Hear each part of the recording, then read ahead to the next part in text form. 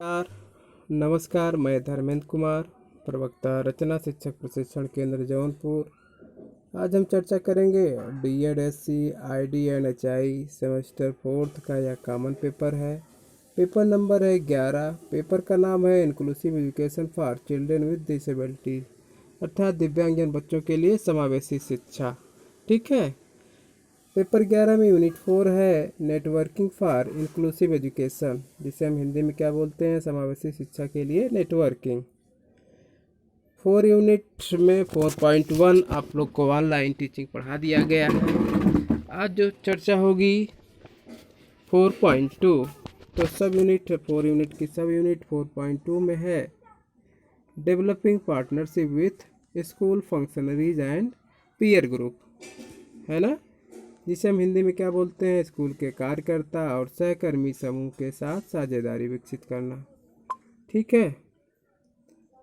कहने का तात्पर्य है कि स्कूल में जहाँ भी जो भी संस्था या जो प्राइमरी विद्यालय उच्च प्राथमिक विद्यालय हैं, वहाँ पर कार्य करने वाले स्कूल के कार्यकर्ता और सहकर्मी समूह के साथ किस प्रकार से साझेदारी का विकास होना चाहिए, अर्थात साझेदारी के विकास के लिए हमें क्या क्या करना चाहिए, उसके बारे में चर्चा होगी। ठीक है। तो विद्यालय एक सामाजिक एवं शैक्षिक संस्था है जो कि शिक्षण के साथ साथ अपने सामाजिक उत्तरदायित्वों का निर्वहन करता है।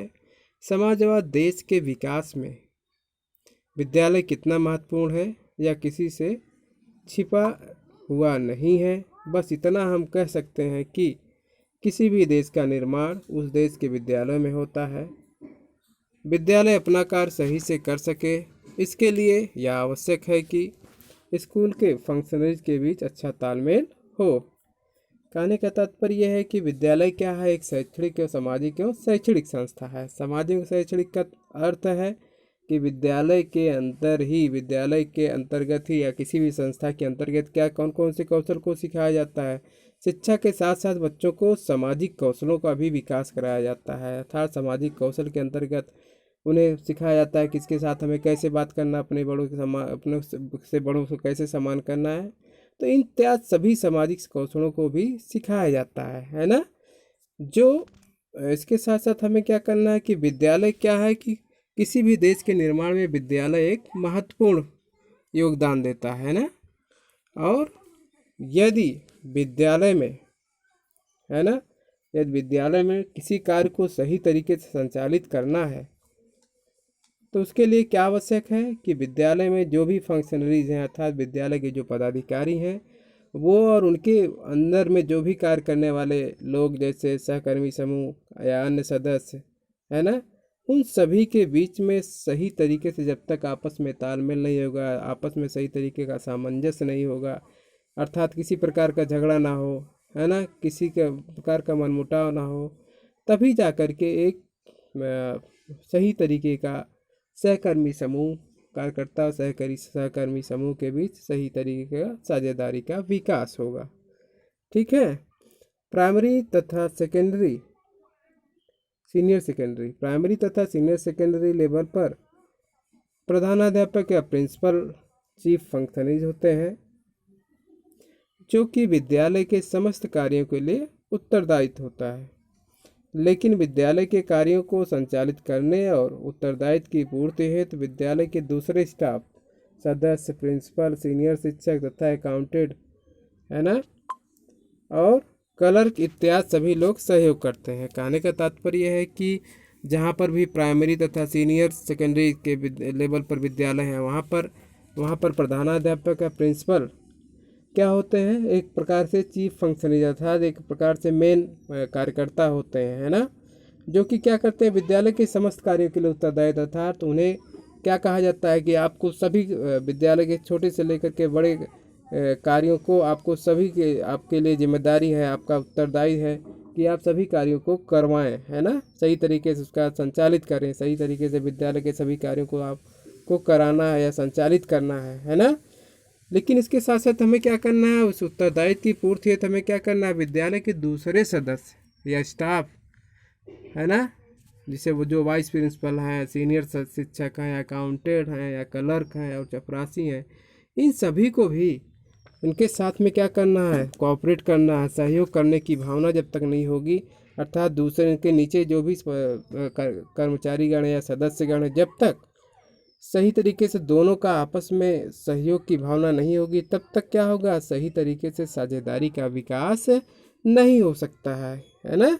इसलिए जो चीफ फंक्शनरीज हैं वो अपने से नीचे के कार्यकर्ताओं को के बीच में सही तरीके से तालमेल के लिए, उनमें आपस में सामंजस्य बनाने के लिए एक दूसरे का कोऑपरेट करें, सहयोग करें, अर्थात जहाँ भी जो भी कमियाँ उनको पूरा करने के लिए उनके विचारों को समझें, उनकी बातों को समझें, है ना। तभी जा कर के सही तरीके से एक साझेदारी का विकास हो सकता है। ठीक है। विद्यालय अपने दायित्वों को तभी पूरा कर पाएगा जब विद्यालय के सभी सदस्यों के बीच एक अच्छी पार्टनरशिप हो, है ना। विद्यालय के सभी फंक्शनरीज के बीच साझेदारी विकसित करने का उत्तरदायित्व चीफ फंक्शनरीज पे होता है ना। और इसके लिए वह निम्नलिखित उपाय कर सकता है। अर्थात कहने का तात्पर्य यह है कि विद्यालय अपने दायित्वों को तभी पूरा कर सकता है, अपने कर्तव्यों को तभी पूरा कर सकता है जब वह विद्यालय के सभी सदस्यों के बीच एक अच्छी फंक्शनरीज हो। अर्थात विद्यालय के जितने भी अंदर सभी कार्यकर्ता हैं, जो भी सहकर्मी समूह हैं, सबके बीच अच्छी तरीके जब तक के साझेदारी का विकास नहीं होगा, तब तक विद्यालय के सभी फंक्शनरी के इन सभी साझेदारी के विकास के लिए क्या करना होगा, जो चीफ फंक्शनरीज होते हैं, जो मेन चीफ फंक्शनरीज होते हैं, जो मेन कार्यकर्ता होते हैं, इसके लिए उन्हें कुछ उपाय करने होंगे। उसके लिए कुछ निम्नलिखित उपाय कर सकते हैं या उपाय करने होंगे। अब कौन कौन से उपाय हैं, आइए इसके बारे में हम चर्चा करते हैं। ठीक है। तो पहला है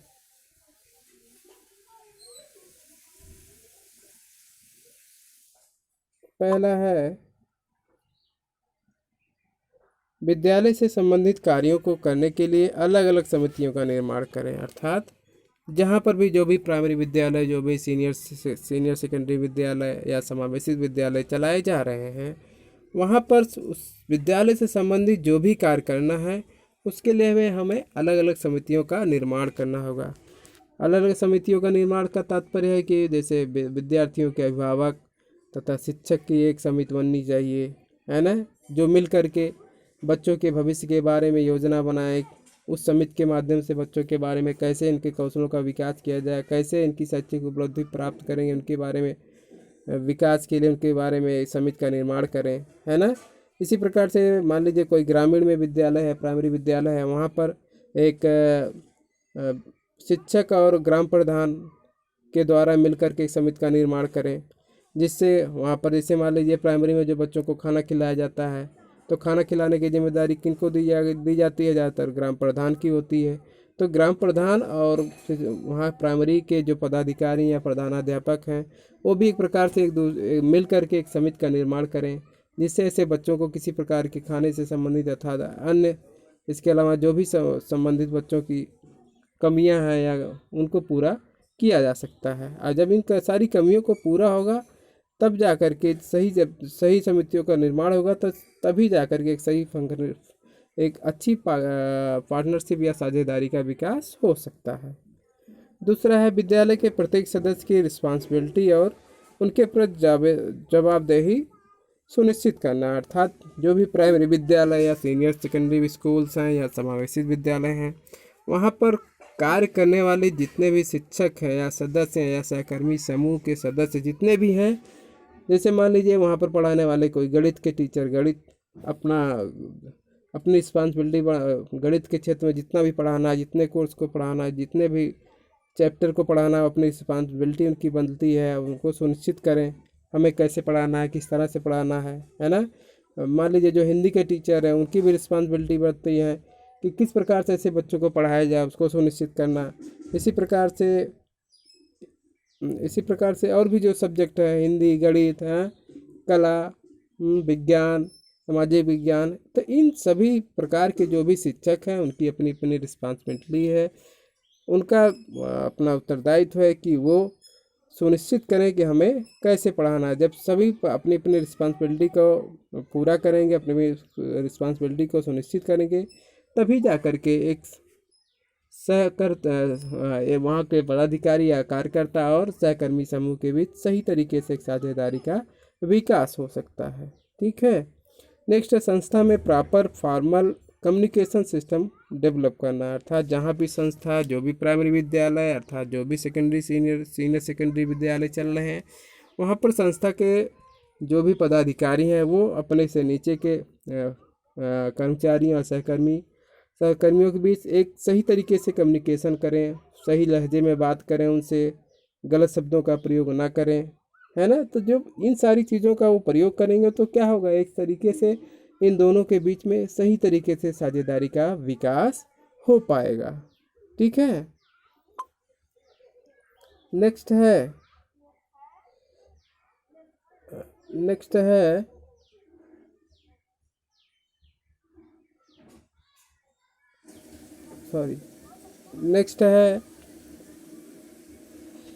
संस्था से संबंधित फैसले लेने से पहले संस्था के सभी सदस्यों को विचारों को जानना, अर्थात संस्था के जो भी संस्थापक है या प्रधानाध्यापक है या जहाँ पर भी प्राइमरी विद्यालय या समावेशित विद्यालय या सीनियर सेकेंडरी विद्यालय है, तो वहाँ पर संस्था के जो भी संस्थापक या प्रधानाध्यापक है, यदि बच्चों के बारे में या कोई भी योजना बना रहे हैं तो योजना बनाने से पहले या फैसला लेने से पहले जो संस्था में और सारे कार्यकर्ता हैं, जो सहकर्मी समूह हैं, उनके सदस्यों को भी विचारों को जानना चाहिए, है ना। कि हम ये फैसला ले चाह रहे हैं कि बच्चों को किस तरह से क्या किया जाए, उनके लिए कौन सी प्लानिंग की जाए जिससे कार्य को और सही तरीके से संपादित किया जा सके। उसके लिए जब वो अपने से नीचे के सदस्यों को सही तरीके से उनके विचारों को जानेंगे तो उनके जो और सारे सदस्य हैं तो वो भी अपनी भावनाओं को व्यक्त करेंगे, हाँ सर ऐसे नहीं ऐसे इस कार्य को किया जाए तो ज़्यादा बेहतर होगा, है ना। तो जब अपनी अपनी सदस्य अपने अपने विचारों को व्यक्त करें तो कोई भी जो फैसला होगा वो सही तरीके से होगा, निर्णायक होगा, है ना। तो जब इन सारी चीज़ों को उनको भी अपने विचारों को व्यक्त करने का मौका मिलेगा तो इससे क्या होगा, वहाँ के पदाधिकारी, संस्था के पदाधिकारी और वहाँ के कार्यकर्ता के बीच सही तरीके से फंक्शनल अर्थात साझेदारी का विकास हो पाएगा। ठीक है। अब नेक्स्ट है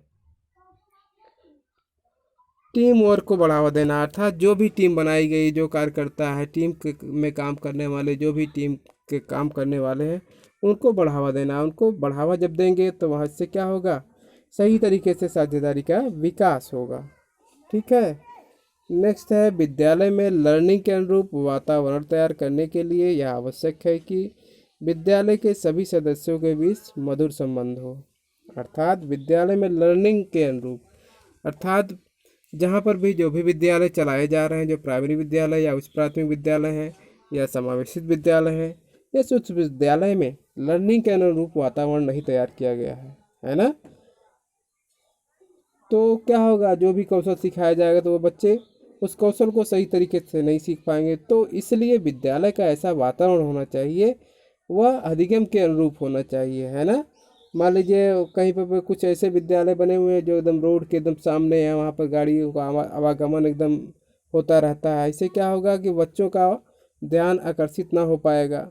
इसलिए वातावरण ऐसा होना चाहिए, विद्यालय के भी वातावरण ऐसा होना चाहिए, शांत माहौल वाला होना चाहिए, एट्रैक्टिव बहुत ज़्यादा एट्रैक्टिव ना हो, है ना। वहाँ का विद्यालय जो भी बना हुआ हो वह अच्छे तरीके का बना हुआ, रोशनीदार कमरे हों, है ना, हवादार भी हो, प्रकाशमय हो। तो यदि लर्निंग के अनुरूप वातावरण होगा तो बच्चे क्या करेंगे, जो भी कौशल सिखाया जाएगा या जो भी शिक्षण प्रशिक्षण उनको दिया जाएगा, जो भी उनको सिखाया पढ़ाया जाएगा तो बच्चे उस कौशल को आसानी से सीखेंगे, है ना। और क्या होगा, इसके साथ साथ विद्यालय के सभी सदस्यों के बीच मधुर संबंध हो। इस वातावरण के साथ साथ क्या करना होगा, वहाँ पे जो भी कार्य करता है, विद्यालय के अंतर्गत जितने भी सहकर्मी समूह के लोग हैं या सदस्यगण हैं या कर्मचारी हैं, जब तक इन सभी कर्मचारियों के बीच सही तरीके से मधुर संबंध नहीं होगा, है ना, तब तक एक सही तरीके से साझेदारी का विकास नहीं हो सकता है।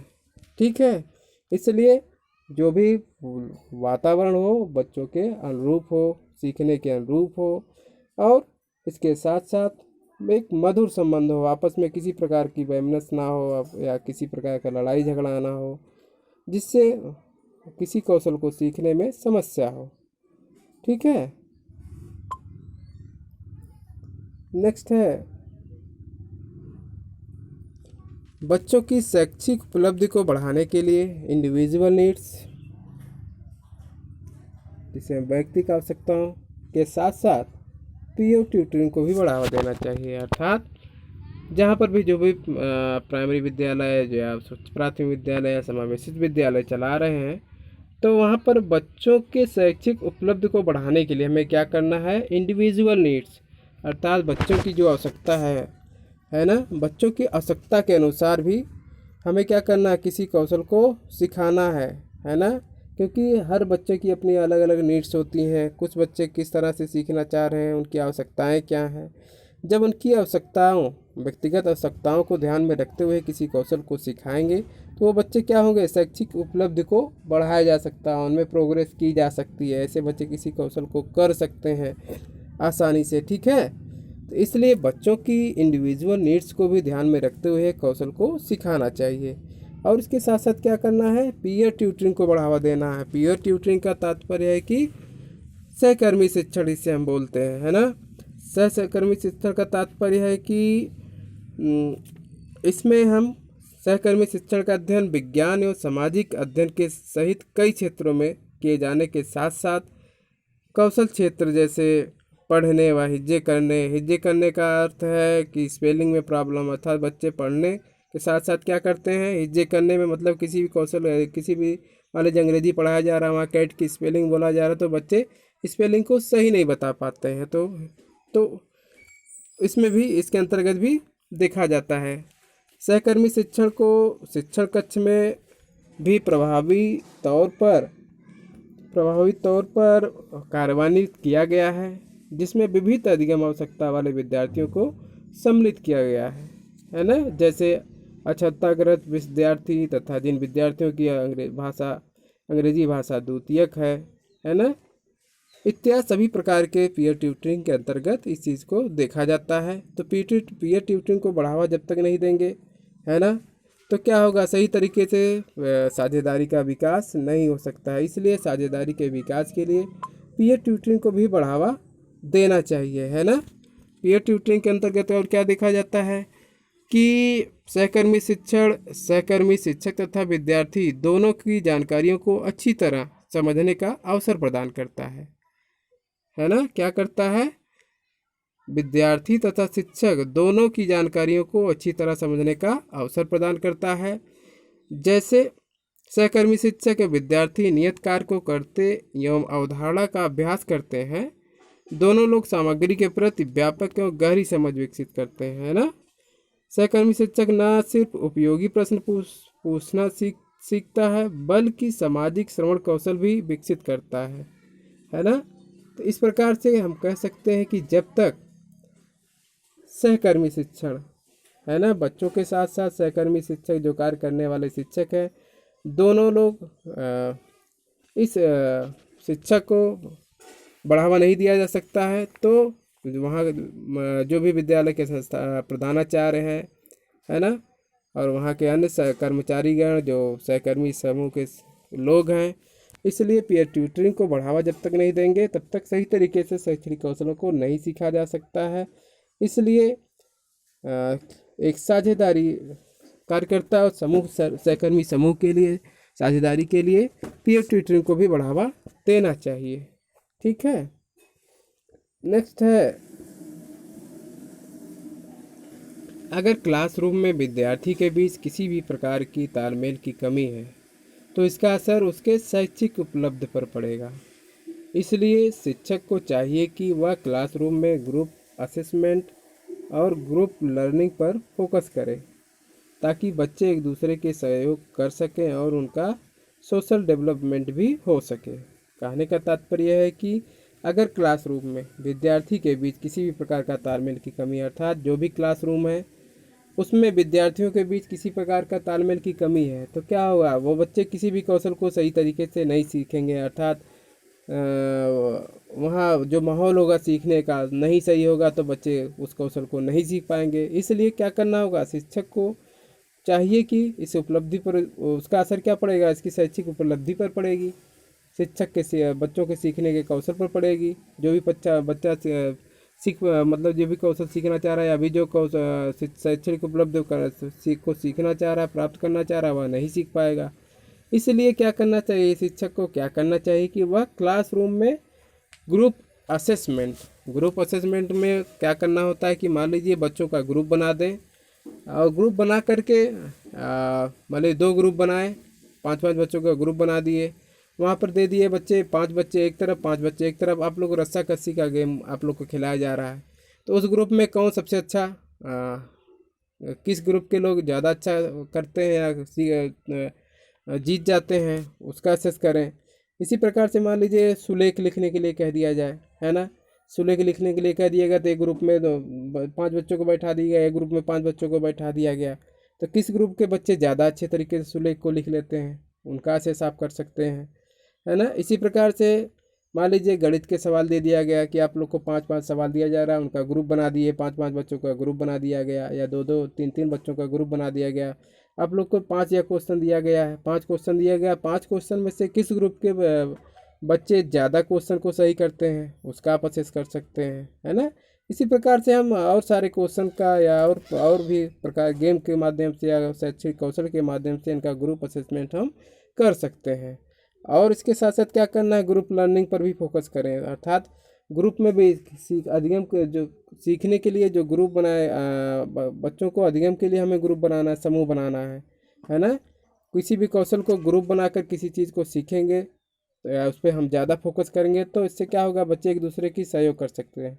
अर्थात जब हम ग्रुप बना करके किसी कौशल को अधिगम कराएंगे, तो इससे क्या होगा, बच्चे एक दूसरे का क्या करते हैं, सहयोग करेंगे कि ऐसे नहीं ऐसे करो, देखो हम इस तरह से कर रहे हैं, आप भी ऐसे करो, है ना। तो ग्रुप में जब एक बच्चा कर रहा है तो दूसरा बच्चा भी उसका हो सकता है देख के करे, या एक बच्चा उसका कोऑपरेट करे, देखो ऐसे नहीं ऐसे इसका आंसर होता है, ऐसे नहीं ऐसे लिखा जाता है ना। तो क्या होगा, इससे एक प्रकार से जब ग्रुप में लर्निंग करेंगे बच्चे, किसी कौशल को सीखेंगे या अधिगम को करेंगे, तो क्या होगा, उनका जो सोशल डेवलपमेंट भी विकास होगा, है ना, सामाजिक विकास हो सकता है ना। इस प्रकार से कहा जा सकता है कि इस जब इन सारी चीज़ों का विकास होगा, सही तरीके से क्लास में सही तरीके से कार्य को क्रियान्वित किया जाएगा, तो इसके अंतर्गत वहाँ पे जो कार्यकर्ता हैं, वहाँ के सहकर्मी समूह हैं, उन सभी लोगों के बीच भी एक प्रकार से सही तरीके से साझेदारी का विकास हो सकेगा। ठीक है, तो अब आप लोग को ये टॉपिक यहीं समाप्त होता है ना।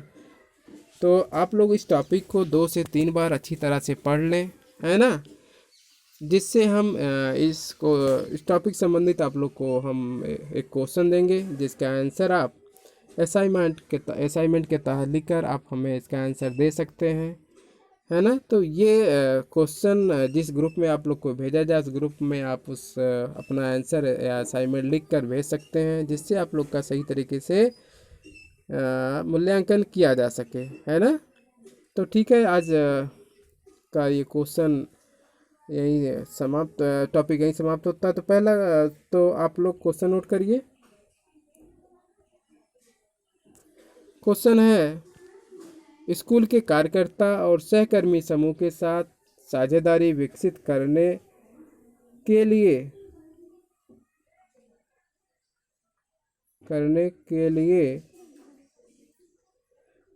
क्या उपाय करना चाहिए, चर्चा कीजिए। एक बार दोबारा क्वेश्चन नोट करिए।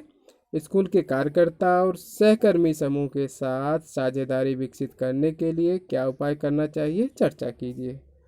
ठीक है, तो आज का टॉपिक यहीं समाप्त होता है।